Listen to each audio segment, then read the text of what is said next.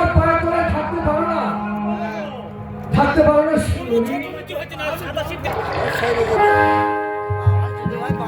সত্যি রাজকন্যা, তোমার জল পান করে আমি তৃপ্ত পেলাম। বলে তুমি কি চাও? আমি কি চাই জানো? শিবা, আমি তোমার চরণ সেবা করতে চাই।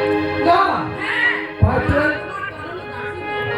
না রাজকন্যা, তুমি আমার জীবন বাঁচিয়েছো, পায়ে তলায় তোমার ঠাঁই হতে পারে না। আমি তো আর কি বলবো জানো? ও তুমি নতুন প্রেমের আগরে সতী কন্যা তুমি পূজারি। ও তুমি নতুন প্রেমের আগরে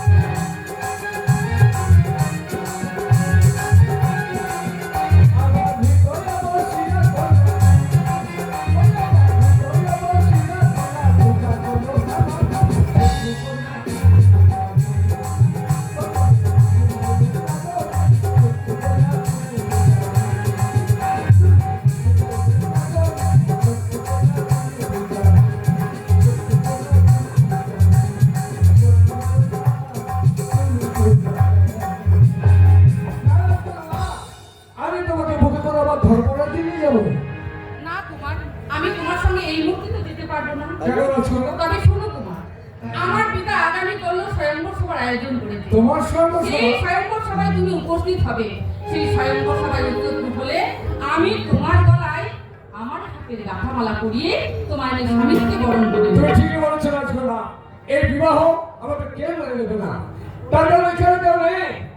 তাই আমি তো তোমার পিতা তোমার জন্য আগামীকাল যে সভার আয়োজন করছে আমি সেখানে যাবো। সকলের সাক্ষাতে তুমি আমাকে বড়মালা দেবে, আর সকলের সাক্ষাতে তোমার সঙ্গে সুন্দর করে দিয়ে স্ত্রীর মধ্যে সঙ্গে ধর্ম দেবে।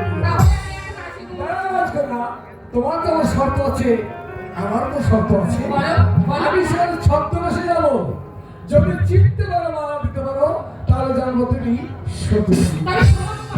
এই নদীর ঘাটে সর্বপ্রথম তুমি আমার স্পর্শ করেছো, আর তোমার ছোঁয়া আমি কোনোদিন ভুলে যাব না। তুমি যে বেঁচেই থাকো না কেন, আমি আছি চিনে নেবো।